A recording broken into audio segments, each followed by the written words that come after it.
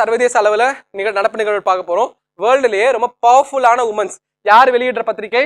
Forbes பத்தி வெளியிட்ட பத்திரிகையில நம்ம இந்தியால இருந்து ஒரு பெண்மணி இடம்பெற்றிருக்காங்க. நம்ம தற்போதைய மத்திய நிதியமைச்சரா இருக்க நிர்மலா சீதாராமன் அந்த பட்டியல இடம்பெற்றிருக்காங்க. ஓகே, அது ரொம்ப ரொம்ப முக்கியம். மத்திய நிர்மலா சீதாராமன், அதை தாண்டி யாரு இருக்கானா HCL கார்பரேஷனோட சேர்பர்சன் ரோஷினி நாடார், அப்புறம் Roshni Nadar Malhotra, steel authority of இந்தியாவுடைய chairperson Soma Mondal, Biocon executive chairperson Kiran Mazumdar. இந்த 4 பெண்களும் ஃபோர்ப்ஸோடைய 100 ஸ்ட்ராங்கஸ்ட் உமன் பட்டியல்ல முதல் 100 பெண்கள், அதிகாரம் மிக்க 100 பெண்கள் பட்டியல்ல இந்த 4 பேரும் இடம்பெற்றிருக்காங்க. அதுதான் நியூஸ். ஓகேவா? இதுல டாப் பொசிஷன்ல இருக்கிறது உர்சுலா வான் டெர் லெயன். அவங்க யார் அப்படின்னா பிரசிடென்ட் ஆஃப் யூரோப்பியன் கமிஷன். அந்த யூரோப்பியன் கமிஷனுடைய தலைவரா இருக்க இந்த உர்சுலா வான் டெர் லெய்சன் தானே பண்ணிருக்காரு, அவருடைய ஃபர்ஸ்ட் பிளேஸ்ல இருக்காரு. அதுக்கப்புறம் யாரு இருக்காங்கன்னா நம்மளுடைய US vice president Kamala Harris எல்லாமே அந்த லிஸ்ட்ல இருக்காங்க. ஓகே, அடுத்து இட்டாலி அண்ட் BRI. BRIங்கிறது என்ன பார்த்தீங்கன்னா பெல்ட் ரோடு இனிஷியேட்டிவ் சொல்லுவாங்க. சைனாவுடைய முக்கியமான ஒரு initiative belt road initiative. Belt road initiative எப்ப ஆரம்பிச்சதுன்னா 2013. ஓகே, 2013ல போடப்பட்ட ஒரு முக்கியமான ஒரு திட்டம் தான் என்னன்னா belt road initiative. Belt road இனிஷியேட்டிவ்னா முக்கியமான நோக்கம் என்னன்னா சாலை மார்க்கமாகவும் கப்பல் மார்க்கமாகவும் உலக நாடுகளை இணைக்கிறது. அதுதான் முக்கியமான நோக்கம். நான் காமிக்கிற பாருங்க, இதுதான் பெல்ட் ரோடு இனிஷியேட்டிவ். இந்த ரூட் ரோட் ரூட். ஓகே, சாலை மார்க்கமா இணைக்கிறது.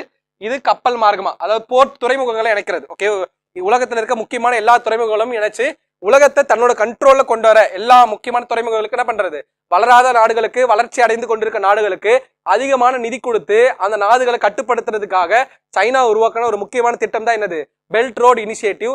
இந்த பெல்ட் ரோடு இனிஷியேட்டிவ் வந்து யார் லெஃப்ட் ஆயிட்டா அப்படின்னா இட்டலி லெஃப்ட் ஆயிட்டாங்க. ஓகே, இட்டாலி என்ன பண்ணிட்டாங்கன்னா அந்த பெல்ட் ரோடு இனிஷியேட்டிவை 2023ல இருந்து லெஃப்ட் ஆயிட்டதா அனௌன்ஸ் பண்ணிருக்காங்க. ஏன்னா இந்தியாவுடைய ஒரு முக்கியமான திட்டங்களை இணைறதுக்காக இந்த பெல்ட் ரோட் இனிஷியேட்டிவ்ல இருந்து இந்த இட்டாலி என்ன பண்றாங்க லெஃப்ட் ஆகிறதா அனௌன்ஸ் பண்ணிருக்காங்க.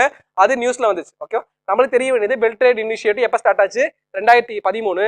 சமீபத்துல எந்த நாடு அதுல இருந்து வெளியே வந்துச்சுன்னு கேட்டாங்கன்னா அது இட்டாலி. ஓகேவா?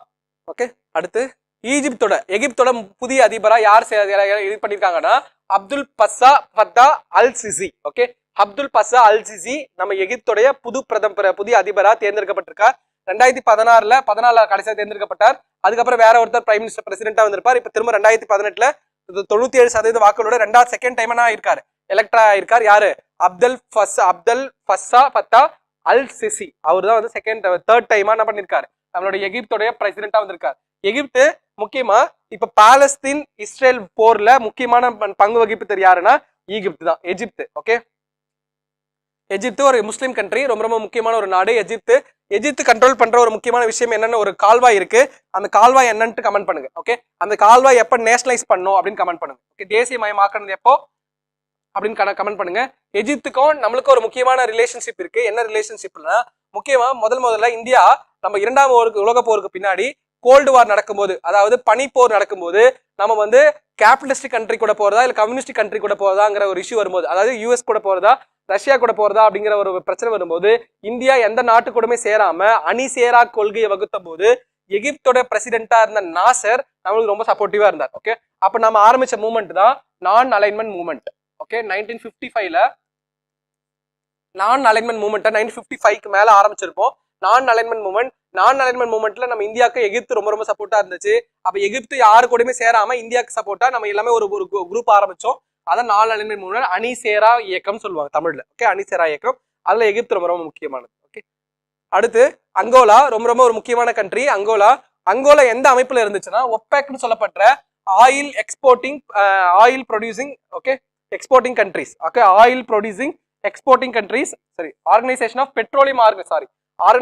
பெட்ரோலியம் எக்ஸ்போர்ட்டிங் கண்ட்ரிஸ் அப்படின்னு சொல்லப்பட்ட ஒப்பேக்ல இருந்து சமீபத்துல எந்த நாடு வெளியே இருக்குன்னா அங்கோலாங்கிற நாடு வெளியே இருக்கு. ஓகே, அவங்களுடைய இன்டர்னல் நிறைய கான்ஃபிளிக்டால அந்த எக்ஸ்போர்ட்டோட பிரைஸை டிட்டர்மைன் பண்ற இஷ்யூவால என்ன இருக்குன்னா அங்கோலாங்கிற நாடுனா இருக்கு இந்த ஒப்பக் ஆர்கனைசேஷன்ல இருந்து வெளியா இருக்கு. ஒப்பக்ங்கிற ஆர்கனைசேஷன் எப்ப எஸ்டாப்ளிஷ் செய்யப்பட்டுச்சுன்னா 1961 1961ல நிறுவப்பட்ட ஒரு முக்கியமான ஒரு ஆர்கனைசேஷன் தான் என்னது ஒப்பேக்கோட எக்ஸ்பான்ஷன் பார்த்து வச்சுக்கோங்க. Organisation of petroleum exporting countries. ஓகேவா? இந்த கண்ட்ரிஸ் எத்தனை கண்ட்ரிஸ் இருக்குன்னு நம்ம பார்ப்போம். முதல்ல எத்தனை இருந்துச்சுன்னா 13 இருந்துச்சு. அங்கோலா போனதுக்கு அப்புறம் 12 குறைஞ்சிருச்சு. ஓகே, 12 குறைஞ்சிருச்சு. இதான் ஆயில் எக்ஸ்போர்ட்டிங் கண்ட்ரிஸ். 13 கண்ட்ரிஸ் இருந்துச்சு, இப்ப 12 குறைஞ்சிருச்சு. ஓகே, உலகம் முழுக்க இருக்க மொத்த இதுல இருக்க அங்கோலா. ஓகே, அங்கோலா இங்க இருக்கா Angola it's south African country.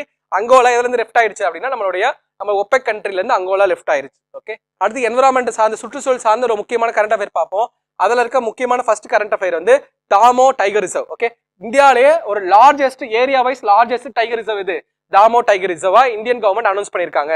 இது எந்த ஸ்டேட்ல இருக்குன்னா மத்திய பிரதேஷ். அதை நோட் பண்ணி வச்சுக்கோ. நம்ம முன்னாடி பார்த்தோமா, இந்தியாவிலேயே அதிகமான ஃபாரஸ்ட் கவர் இருக்க ஒரு ஸ்டேட் இதுதான் மத்திய பிரதேஷ். அதே சமயத்துல அதிகமான டைகர் ரிசர்வ் இருக்கிற ஸ்டேட் இதுதான் மத்திய பிரதேஷ். அதிகமான டைகர்ஸ் இருக்கிற ஸ்டேட் இதுதான் மத்திய பிரதேஷ். அந்த மத்திய பிரதேஷ்ல இருக்க தாமோ டைகர் ரிசர்வ் இந்தியாவிலேயே லார்ஜஸ்ட் டைகர் ரிசர்வ். எவ்வளவு ஸ்கொயர் ஃபீட்? நமக்கு அரௌண்ட் ஒரு 2300 ஸ்கொயர் ஃபீட் கொண்டு தாமோ டைகர் ரிசர்வ் இந்தியாவிலேயே லார்ஜஸ்ட் டைகர் ரிசர்வா இருக்கு. அதுல முக்கியமான ரெண்டு வைல்ட் லைஃப் சாங்சுரியை மர்ஜ் பண்ணிட்டு இந்தியாவிலேயே லார்ஜஸ்ட் டைகர் ரிசர்வா எதை மாத்திருக்கோம்? நம்ம தாமோ டைகர் ரிசர்வ் மாத்திருக்கோம். ஓகே, அடுத்து ரொம்ப வந்து மியாவாக்கி பிளான்டேஷன். இது மியாவாக்கி பிளான்டேஷனா என்னன்னா, குறிப்பா அர்பன் ஏரியாஸ்ல நகர்ப்புற பகுதிகளில் ரொம்ப ரொம்ப பில்டிங்ஸ் அதிகமா இருக்கும். ஃபாரஸ்டேஷன் பண்றதுக்கு இடமே இருக்காது, காடுகளை வளர்க்கறதுக்கு இடமே இருக்காது. அப்போ எங்கெங்கெல்லாம் கொஞ்சம் கொஞ்சமா இடம் இருக்கோ அந்த இடத்துல அதிகமான காடுகளை, நெருக்கமான இடத்துல அதிகமான ஃபாரஸ்டேஷன் பண்றது பேரு இந்த மியாவாக்கி முறை. ஓகே, இதை பத்தி குரூப் 2 மெயின்ஸ்ல குரூப் 1 மெயின்ஸ்ல கொஸ்டின் கேட்டிருக்காங்க ஆல்ரெடி.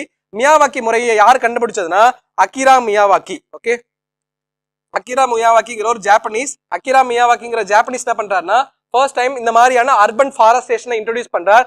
அவர் இன்ட்ரோடியூஸ் பண்ண விஷயத்த இந்த சவுத் கோல் இந்தியா லிமிடெட் என்ன பண்றாங்கன்னா, கோல் இந்தியா லிமிடெடோட ஒரு ஆர்கனைசேஷன், ஒரு யூனிட் என்ன பண்றாங்கன்னா, இந்த அகிரா மியாவாக்கியோடைய மியாவாக்கி ஃபாரஸ்டேஷனை ரொம்ப இது பண்ணிட்டு இருக்காங்க. நம்ம சென்னையிலுமே இதுக்கு முன்னாடி இந்த கமிஷனர்ஸ் ரொம்பவே சென்னையோடைய கமிஷனர்ஸ் என்ன பண்ணாங்கன்னா, இப்போ கோயம்பேடு பக்கத்தில் கோயம்பேடு மார்க்கெட்ல இந்த மியாவாக்கி ஃபாரஸ்டேஷனை இன்னுமே எஸ்டாப்ளிஷ் பண்ணியிருக்காங்க. ஓகே, கோயம்பேடு பக்கத்துல பஸ் ஸ்டாண்ட் பக்கத்திலேயே இந்த மியாவாக்கி ஃபாரஸ்டேஷனை நிறுவிருக்காங்க. ஓகே ஓகே, இதா போட்டு it was named after the Japanese botany Akira Miyawaki. ஓகேவா, இது எதுக்காக அப்படின்னா, it was involved planting 2 to 4 different type of indigenous trees within every square meter. சின்ன சின்ன இடத்துல என்ன பண்றது, அதிகமான மரங்களை நடுற ஒரு முக்கியமான ஒரு முறை தான். The tree becomes self sustaining and don't require regular manure and watering. They grow and full 10 within 3 years. 3 வருஷத்துக்குள்ள என்ன பண்றோம், பெரிய மரங்களா வளர்ந்துரும், அடர்த்தியான மரங்களா இருக்கும். அந்த குறிப்பிட்ட இடத்துல சின்ன இடத்துல காடு, அடர் காடுகளா இருக்கும். ஓகே, டென்ஸ் ஃபாரஸ்டா இருக்கும். அடுத்து ரொம்ப ரொம்ப முக்கியமான ஒரு submit, United Nations framework on convention on climate change. Okay, combat climate change ரொம்ப ரொம்ப முக்கியமானது. United Nations climate change conference. Okay, UNFCC. Okay, இது எத்தனாவது மாநாடுன்னு கேட்பாங்க? 28வது மாநாடு. COPனா என்னன்னா கான்ஃபரன்ஸ் ஆஃப் பார்ட்டிஸ். எத்தனை நாடுகள்லாம் உறுப்பு நாடுகளா இருக்கோ அந்த நாடுகள்லாம் சேர்ந்து என்ன பண்றது, இதுல இது பண்றது. முதல் முறையா 1992 இருந்து இந்த மாநாடு ஆரம்பிக்குது. 92 என்ன பண்றாங்க, கிளைமேட் சேஞ்சுக்காக, காலநிலை மாற்றத்தை எதிர்த்து போராடணுங்கிறதுக்காக நிறைய உலக நாடுகள் தலைவர்லாம் கூடுறாங்க. அந்த வகையில இது 28வது மாநாடு எங்க நடந்துன்னு கேட்பாங்க? UAEல துபாயில நடந்துச்சு. துபாயில நடந்த ஒரு முக்கியமான மாநாடு. ஓகே, நம்ம பிரைம் மினிஸ்டர் ஆஃப் இந்தியா போய் கலந்துகிட்டார். முக்கியமான நிறைய விஷயத்தை பத்தி பேசியிருக்காங்க. இந்த இதோட தலைவரா, இந்த UAE தலைவர், இந்த COP28 தலைவரா அங்க நம்மளுடைய துபாயோடைய, நம்மளுடைய UAE உடைய சுல்தான் அல் ஜாஃபர் வந்து இந்த COP28 தலைவரா இருந்திருக்கார். ஓகேவா, நான் சொன்ன மாதிரி 1992 காலநிலை மாற்றத்துக்கான அந்த கான்ஃபரன்ஸ் நடக்க ஆரம்பிச்சு. ஓகே, இதுல நம்ம பிரைம் மினிஸ்டர் ரொம்ப நிறைய விஷயத்த பேசியிருக்காரு. என்ன சொல்லியிருக்காரு அப்படின்னா, 2070 ஆண்டுக்குள்ள 2070க்குள்ள இந்தியா வந்து கார்பன் எமிஷனை, இந்தியாவுடைய கார்பன் எமிஷன் 0வா இருக்கும் அப்படின்னு சொல்லியிருக்காரு. ஓகேவா, இந்தியாவோட கார்பன் எமிஷன் எவ்வளவா இருக்கும்? 0வா இருக்கும்னு சொல்லியிருக்கார். இது ரொம்ப ரொம்ப முக்கியமான ஒரு டேட்டா. இப்ப இந்தியா வந்து கார்பன் டை ஆக்சைடு எமிஷனை பூஜ்ஜியமாக்குறதுக்கு, சுழியாக்குறதுக்கு எப்ப டார்கெட் ஃபிக்ஸ் பண்ணிருக்காங்க? 2070. அது இந்த கான்ஃபரன்ஸ்ல சொல்லியிருப்பார். அடுத்து பாரிஸ் கான்ஃபரன்ஸோட 2015. ஓகே, பாரிஸ் கான்ஃபரன்ஸ்ல என்ன ஒரு முக்கியமான விஷயம் பண்ணிருப்பாங்கன்னா, வேர்ல்டோட ஆவரேஜ் டெம்பரேச்சர் 2 டிகிரி செல்சியஸ் மேல போகக்கூடாது. அதை ப்ரீ இண்டஸ்ட்ரியலைசேஷன் டெம்பரேச்சரான 1.5 டிகிரி செல்சியஸ்க்குள்ள மெயின்டைன் பண்ணணுங்கிறது பாரிஸோட ஒப்பந்தம். அந்த ஒப்பந்தத்தை இம்ப்ளிமெண்ட் பண்ணணும், கட்டாயமா உலக நாடுகள்லாம் பின்பற்றணும்னு சொல்லியிருப்பாங்க. அதை தாண்டி 2028 நடக்க போற கான்ஃபரன்ஸ் ஆஃப் பார்ட்டிஸ் 33, அதாவது இப்ப 28 நடந்திருக்கு. கான்ஃபரன்ஸ் ஆஃப் பார்ட்டி 33 2027 நடக்க போற கான்ஃபரன்ஸை யார் நடத்த போறா அப்படின்னா இந்தியா நடத்த போகுது. அதான் ரொம்ப ரொம்ப முக்கியமான விஷயம். ஓகே, அடுத்து டோடோ. ஓகே, டோடோங்கிறது ஒரு முக்கியமான எக்ஸ்டிங்க்ட் ஸ்பீசியஸ். எக்ஸ்டிங்க்ட்னா என்ன அப்படின்னா, நம்ம IUCN ஒரு அமைப்பு இருக்கு. IUCNங்கிறது என்ன அமைப்புனா, உலக அளவுல international union of conservation of nature சொல்லப்படுற IUCNங்கிற ஒரு அமைப்பு 1964 எஸ்டாப்ளிஷ் செய்யப்பட்டிருக்கும். 1964 எஸ்டாப்ளிஷ் செய்யப்பட்ட ஒரு அமைப்பு என்ன சொல்லியிருப்பாங்க அப்படின்னா, உலக அளவுல இருக்க அழியிற நிலைமையில இருக்க மாதிரியான பட்டியலை வெளியிடுவாங்க. ஓகே, அந்த லிஸ்ட் பேர் red list or red book லேட்டா சொல்லுவாங்க. ரெட் லிஸ்ட், சிவப்பு பட்டியல் அல்லது சிவப்பு புத்தகம் சொல்லுவாங்க. அந்த புக்ல நிறைய வரிசை இருக்கும். எக்ஸ்டிங்க்ட் இன் த wild, critically endangered, vulnerable, vulnerable இந்த வைல்ட் அது மாதிரியான நிறைய லிஸ்ட் விடுவாங்க. அதுல ஒரு விலங்கினம் எக்ஸ்டிங்க்ட்னு ஐசிஎன் அனௌன்ஸ் பண்ணிட்டாங்கன்னா அதோடைய ஒரு ஆரிஜின், அதோடைய ஒரு ஆர்கானிசம், அதோடைய ஒரு உயிரினம் கூட உலகத்துல இப்போது வரைக்கும் கிடையவே கிடையாது. ஓகேவா? அதோட மீனிங் என்னன்னா அதோட உயிரினம் என்னவே இல்லை, ஒரு மெச்சோர்டு ஸ்பீசியஸ் இல்லவே இல்லை. அப்படி ஒரு அழிந்த உயிரினம்னா பேர் என்னது? டோடோ. டோடோங்கிறது ஒரு ஜைஜான்டிக்கான ஒரு பேர்ட். அது எங்க மட்டும்தான் எண்டமிக்கா இருக்கும்னா மொரிஷியஸ்ல மட்டும்தான் இருக்கும். ஓகே, அந்த பறவை இனம் இப்ப கிடையாது, அழிஞ்சு போயிருச்சு. அது அழிவுக்கு காரணம் யானை நாம தான், மனிதர்கள் தான். அந்த மொரிஷியஸ்ல வாழ்ற ஒரு முக்கியமான மரத்தை சார்ந்துதான் இந்த பறவை இருந்துச்சு. அந்த மரத்தை சார்ந்து டோடோ பறவை அழிஞ்சதால அந்த ஒரு மரம் இருந்துச்சுல, அந்த மரம் வந்து இந்த டோடோ பறவையால தான் உயிர் வாழ்ந்துச்சு. அந்த மரம் பேரு கெஜாரியா.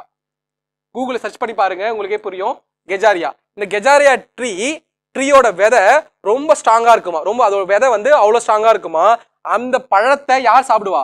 டோடோ பறவை சாப்பிடும். டோடோ பறவை சாப்பிட்டு டைஜஸ்ட் பண்ணதுக்கு அப்புறம் அந்த பழத்தோட கொட்டை கீழே விழுந்ததுக்கு அப்புறம் ஈஸியா முளைக்குமா. அப்போ டோடோ பறவை அழிஞ்சது. இந்த டோடோ பறவை உணவுக்காக, அதோட மீட்டுக்காக வேட்டையாடி கொண்டுட்டாங்க. அதிகப்படியான வேட்டையாடப்பட்டதால டோடோ பறவை அழிஞ்சு போச்சு. டோடோ பறவை அழிஞ்சதுக்கு அப்புறம் கெஜாரியா ட்ரீயோட பழத்தை டைஜஸ்ட் பண்றதுக்கு ஆள் இல்ல. மொரிஷியஸ்ல எண்டமிக்கா இருக்க கெஜாரியா ட்ரீயும் இப்ப எண்டமிக் ரொம்ப அழிகிற நிலைமையில தான் இருக்கு.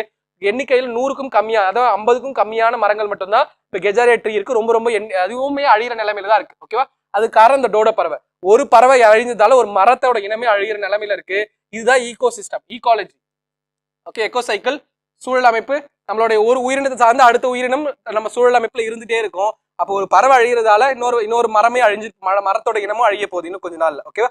அந்த மாதிரியான அந்த டோடோ பறவைய சயின்டிஸ்ட் அதோட ஜெனட்டிக்கல் மரபணு எடுத்து என்ன பண்ணிருக்காங்கன்னா ரீஇன்ட்ரோடியூஸ் பண்ண முயற்சி பண்ணிட்டு இருக்காங்க. ஓகேவா? அதுதான் நமக்கு தெரியணும். இந்த டோடோ பறவை அழிஞ்சதுக்கான காரணம் என்னன்னா மனித நடவடிக்கை. குறிப்பா வேட்டையாடுறதால அழிஞ்சு போச்சு.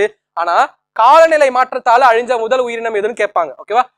ஒரு ஸ்பீசியஸ் கிளைமேட் சேஞ்சால எக்ஸ்டிங்க்ட் ஆச்சு, சமீபத்துல எக்ஸ்டிங்க்ட் ஆச்சு. அந்த உயிரினம் பேரு என்னது? பிராம்பில் கே மெலோமிஸ். நீங்க இந்த பேரை பார்த்த உடனே வேற ஏதோ பெரிய ஒரு உயிரினம் நினைப்பீங்க. இந்த பிராம்பில் கே மெலோமிஸ்ங்கிற உயிரினம் சமீபத்துல IUCN அமைப்பால எக்ஸ்டிங்க்ட்னு அறிவிக்கப்பட்டுச்சு. ஓகேவா? அதுவும் காரணம் யாரு? அதுக்கு மனுஷங்க தான். முன்னாடி இறந்தது வேட்டையாடப்பட்டு இறந்து போச்சு. இப்ப இறந்தது காலநிலை மாற்றத்தால இறந்து போச்சு. இது ஒரு வகையான எலி. ஓகே, எலி வகை. இது எங்க வாழும் அப்படின்னா ஆஸ்திரேலியாவோட கடற்கரை பகுதிகளில் வாழும். காலநிலை மாற்றத்தோட முக்கியமான விளைவு கடல் மட்ட உயர்வு. ஆஸ்திரேலியா கடற்கரை ஓரத்துல வாழ்ந்த ஒரு முக்கியமான உயிரினம் என்னது? இந்த பிராம்பில் கே மெலோமிஸ். கடல் மட்ட உயிரினத்தால அதோட வாழ்விடம் சுருங்க இந்த உயிரினமே 2015 உலகத்துல இருந்து முற்றுமா அற்று போயிடுச்சுன்னு சொல்லிட்டு யார் அனௌன்ஸ் பண்ணா? IUCN அனௌன்ஸ் பண்ணாங்க. ஓகேவா? இது ஞாபகம் வச்சுக்கோங்க. இது இப்ப நம்ம டோடோ ஏன் நியூஸ்ல வந்துச்சுன்னா அதை ரீஇன்ட்ரோடியூஸ் பண்ணிருக்காங்க. அதை மறு அறிமுகம் செஞ்சிருக்காங்க, ரீஇன்ட்ரோடியூஸ் பண்ணிருக்காங்க. ஓகே, அடுத்து ரொம்ப ஒரு முக்கியமான ஒரு நியூஸ், ஏரோசோல்னா என்னன்னா நம்மளுடைய புகையோட ஒரு டெபாசிட்ஸ். அது ஏரோசோல் டெபாசிட் ஆக அதோட நம்மளுடைய இது வந்து நம்மளுடைய ஹிமாலயாஸ்ல இருக்க ஸ்னோ பனி பாறைகள் வந்து அதிகமா உருகிட்டு இருக்கு அப்படிங்கிற மாதிரியான ரிப்போர்ட் வருது. ஓகே, அந்த ரிப்போர்ட் கொடுத்தது யார் அப்படின்னா PRL, நம்மளுடைய இது பிசிக்கல் ஆர்கனைசேஷன். ஓகேவா? பிசிக்கல் ரிசர்ச் லெபார்டரி PRL சொல்லப்பட்ட லெபார்டரி எங்க இருக்கு? அகமதாபாத்ல இருக்கு. ஓகே, இஸ்ரோட லெபார்டரி PRL நம்மளோட physical laboratory. Okay, research laboratory. என்ன சொல்லியிருக்காங்க அப்படின்னா ஏரோசோல் வந்து படிய நம்மளுடைய ஹிமாலயாஸ்ல இருக்க அந்த ஸ்லீட், அதாவது பனி பாறைகள்னா ஆயிட்டே இருக்கு, உருகிட்டே இருக்கு, ஹீட் அதிகமாயிட்டே இருக்குங்கிற மாதிரி சொல்லியிருக்காங்க. அது நியூஸ்ல வந்துச்சு. ஓகே, அடுத்து முக்கியமான குறியீடுகள் பத்தி பார்க்க போறோம். அதுல ஃபர்ஸ்ட் வந்து கிளைமேட் சேஞ்ச் பர்ஃபார்மன்ஸ் இண்டெக்ஸ். நம்ம பார்த்தோமா கார்பன் COP28 COP28 சொல்லப்பட்ட கான்ஃபரன்ஸ் ஆஃப் 28 துபாயில் நடந்தப்ப வெளியான ஒரு முக்கியமான ஒரு குறியீடு என்னன்னா நம்மளுடைய COP அதாவது காலநிலை மாற்ற செயல்திறன் குறியீடு 2024. இதுல என்ன சொல்லியிருக்காங்க அப்படின்னா 2022 இருந்து காலநிலை மாற்றத்துக்கு செயல்திறன்ல இந்தியா எத்தனாவது பிளேஸ்ல இருக்கு அப்படின்னா 7th பிளேஸ்ல இருக்கு. ஓகேவா? 7th பிளேஸ்ல இருக்கு. ஆனா இதுல இன்ட்ரெஸ்டிங்கான ஃபேக்ட் என்னன்னா முதல் 3 இடங்கள் யாருக்குமே கொடுக்கல, ஃபர்ஸ்ட் செகண்ட் தேர்ட். ஏன்னா அந்த மூன்று இடங்களை அச்சீவ் பண்றதுக்கு மினிமமான அந்த இண்டெக்ஸ்க்கான பாயிண்ட்ஸை எந்த கண்ட்ரியுமே என்ன பண்ணல, அச்சீவ் பண்ணல. 4வது இடத்துல தான் யாரு இருக்கா? நம்மளுடைய 4th பிளேஸ்ல தான். There is no but the countries is effectively fourth as no one has occupied the first 3 ranks in the very high performance category. Denmark தான் பண்ணிருக்காங்க, டாப் ஸ்பாட்ல அனௌன்ஸ் பண்ணிருக்காங்க, 4th பிளேஸ் வாங்கியிருக்காங்க. ஓகேவா?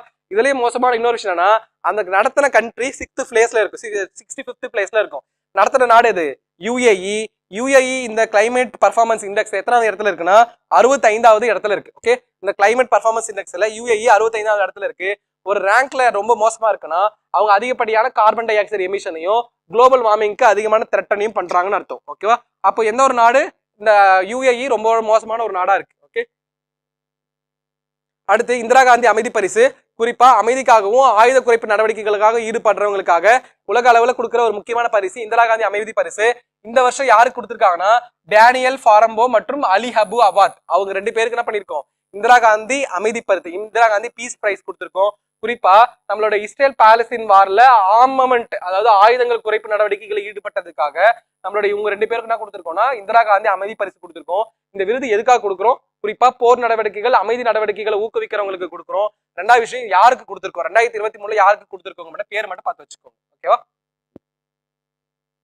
அடுத்து சாகித்ய அகாடமி விருது ரொம்ப ரொம்ப முக்கியமான விருது. 2023க்கான சாகித்ய அகாடமி விருது கொடுத்திருக்காங்க. ஓகே, சாகித்ய அகாடமி நிறுவனம் 1953 நிறுவப்பட்டிருக்கும். 53 நிறுவப்பட்டு 54 இருந்து விருது கொடுத்திருப்பாங்க. 54 முதலா தமிழ்ல சாகித்ய அகாடமி விருது வாங்கின நூல் இஸ் தமிழ் இன்பம். தமிழ் இன்பம் யார் எழுதுன்னு பாத்தீங்கன்னா ராபி சேதுப்பிள்ளை. ராபி சேதுப்பிள்ளை எழுதின தமிழ் இன்பம் 1954 முதலியா சாகித்ய அகாடமி விருது வாங்கின நூல். இந்த வருஷம் சாகித்ய அகாடமி விருது வாங்கி இருக்கிறது நம்மளுடைய எழுத்தாளர், நம்மளுடைய தேவி பாரதி எழுதின நீர்வழி படுவும் அப்படிங்கிற நாவல். நம்மளுடைய குடிநாவீதர், அதாவது நம்மளுடைய மொழி திருத்தம் சமூகத்தினோட பத்திய ஒரு முக்கியமான அவனோட சோக கதைகளை பத்தி, அவனுடைய சமூக வாழ்க்கையை பத்தி வர்ணிக்கிற ஒரு முக்கியமான நாவல் இது நம்ம நீர்வழி படுவும். சாரி, நீர்வழி படுவுங்கிறது புறநானூர்ல வர ஒரு வார்த்தை. அந்த நீர்வழி படுவுங்கிற வார்த்தையை என்ன பண்ணியிருக்கார்? அவரோட தன்னோட நூலுக்காக எழுதியிருக்கார். அது எந்த சமூகத்தை பத்தினது? குடிநாவிதர் சமூகம். ஓகே, முடித்திருத்தும் குடிநாவிதர் சமூகம்.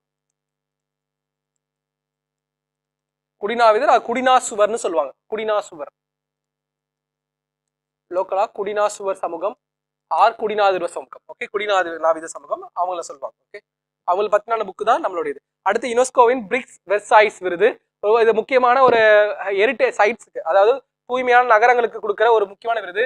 பெங்களூர்ல இருக்க கேம்பகவுடா இன்டர்நேஷனல் ஏர்போர்ட், அதுல இருக்க டெர்மினல் 2 வந்து இந்த அவார்டை வாங்கியிருக்கு. குறிப்பா யுனெஸ்கோ 2023 பிரிக்ஸ் வெர்சாய்ஸ் அவார்டை வந்து எந்த சிட்டி வாங்கியிருக்கா, எந்த ஏர்போர்ட் வாங்கியிருக்குன்னு கொஸ்டின் கேட்கலாம். மேபி அது எந்த ஏர்போர்ட் மட்டும் தெரிஞ்சு வச்சுக்கோங்க, எதுக்காக கொடுக்குறாங்க. ஓகே, கிளீனஸ்ட் சிட்டியா, கிளீனஸ்ட் ஏர்போர்ட்டை வச்சிருக்கிறதுக்காக, அவருடைய ஏஸ்தட்டிக் லுக்குக்காக, அவருடைய லுக்குக்காக என்ன பண்ணியிருக்கோம், இந்த அவார்டு கொடுத்துருக்கோம். யுனெஸ்கோ அவார்டு ரொம்ப ரொம்ப முக்கியமான அவார்டு. எங்க இருக்கு?